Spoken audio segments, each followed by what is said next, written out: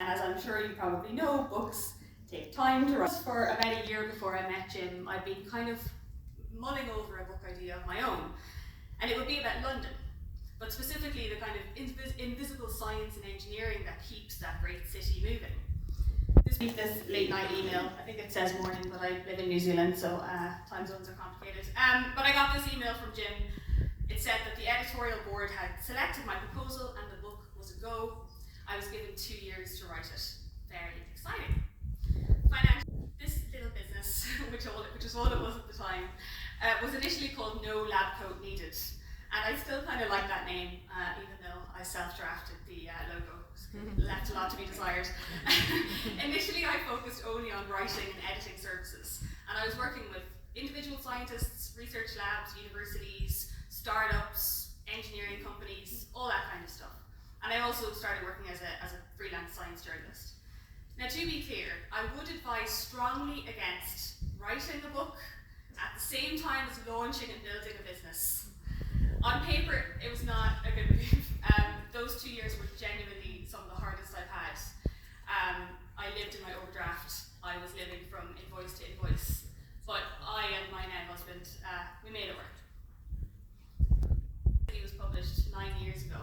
And when my first royalty check appeared, it almost exactly covered the amount that I had taken from my savings. In terms of my business, until this point, my client list had been fairly small because, I wasn't focusing on growing my business. But as soon as the book came out, that started to change. Lots more doors started to open. I found myself on national radio channels in 8 different countries. I also appeared on TV in the UK on Channel 4's Sunday Brunch, and later on TV in Australia. I began to receive invites to speak at festivals and events, and I started to have articles published in outlets that I had only dreamed of until this point, like Wired and BBC. Crucially too, I decided to pitch myself to another dream outlet, and that's Forbes. Now Forbes, as you probably know, has an enormous global audience, and I wanted to reach it.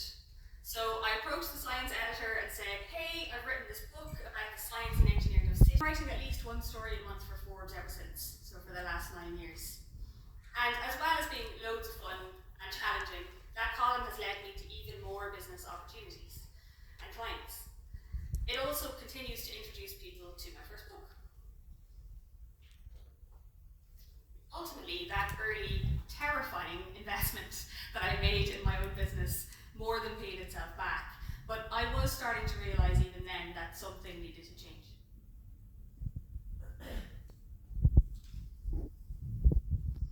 I think the biggest thing that has allowed me to secure really awesome clients is that I am entirely myself.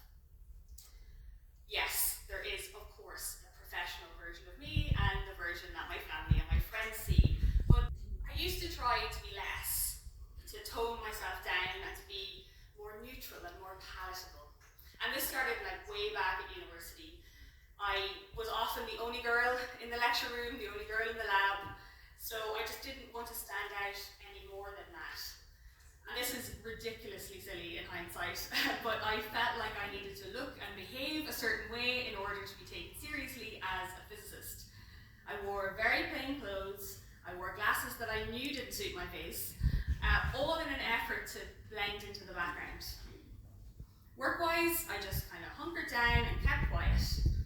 And that attitude extends. I'm not suggesting that you should necessarily intertwine your work and your self-image together too tightly. Because when you do that, professional setbacks can feel like personal failings, which is obviously not healthy. But what I do encourage you to do is to ponder what the words professional and success actually mean to you. Most of the norms of business were established. Not long after Science in the City was published, 2 very influential things happened in my life. The first was that my now husband and I decided to make the decision to move to Aotearoa, New Zealand. So he is from Wellington, so for him it was a move home. For me, it was a bit of a leap into the unknown. I had visited New Zealand before, I'd always had an interest in the country, and as a massive rugby fan all my life, I had long considered the All Blacks my second team. Don't worry, I still do. They will never be coming out of Ireland. But I was keen to kind of at least try living there, so we committed to 2 years. I made the decision a long time ago to make one of my email addresses public. Now, for the most part, the advantages of this have outweighed the disadvantages. But after my first book was published, I'm afraid that balance shifted. Now, I am not talking about like corrections or bad reviews. They're just part of the business and they're fine. What I was actually receiving was a large number of insulting, rude, and occasionally downright abusive emails from men. And I am sorry to say that it genuinely was only men. Here's just some of the things that I was told. I was also told I should leave science to people more knowledgeable than me. Now, I found this to be absolutely bizarre. Like, random strangers on the internet who were seemingly so angry at me for writing this book, for like daring to talk about physics and engineering and material science in a fun, informal way. So angry that they would email me.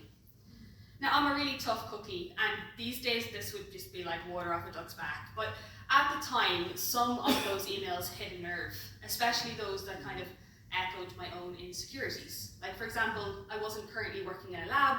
Do I have the right to call myself a scientist?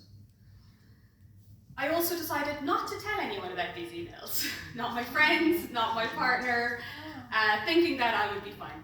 But it turns out that doing that is bad. You know, ignoring abusive emails that are significantly impacting your mental health is not a great idea. And in the midst of all of this, I had also signed a contract to write my second book, Sticky. This book would all be about friction, and I was super excited to get started on it. But in that first year, I made zero progress. I didn't write a word of that book. Now, business-wise, things were going well. I was still working remotely with lots of my clients, but I was also starting to, secure and work with new clients in New Zealand, Australia, and across Asia. But every time I started to work on the book, or tried to work on the book, I just froze. What got me through that book paralysis period, as I now finally call it, was talking about it. What a surprise. I finally opened up to my partner very casually one evening after dinner, and his face told me everything I needed to know. He was horrified by some of these emails and the impact that they were having on me. So many tears and hugs and a very long walk later, I deleted the entire folder of emails, because of course I put them into their own folder. The next morning I decided to write a long thread on Twitter. Again, Twitter was not the health site it is now. Talking about the whole thing and being far, far more vulnerable and open and personal than I had ever been online before. As I posted the final tweet, I felt like immediately exposed and honestly a little bit embarrassed. But I was also almost immediately just overwhelmed with support. I can't remember how many replies I got to that thread, but I was surrounded by a community of people who held me up and told me that I started writing what would become actually the second chapter of my book. And from then, I just kept going. Sticky was published worldwide in 2023. I also got to record an audiobook edition in this really beautiful studio, which was a very cool and very weird experience. And the cover also got a major upgrade when the second edition came out. It's had 4 translations too, and it was briefly an Amazon bestseller, which is weird, and it became a finalist at a very prestigious science book prize in the US. I think it's the best thing I've done yet. From the feedback, it seems a big part of the success of this book comes from the fact that I don't talk about science in a kind of hypey, whiz-bang, naive sort of way like I did in the first one.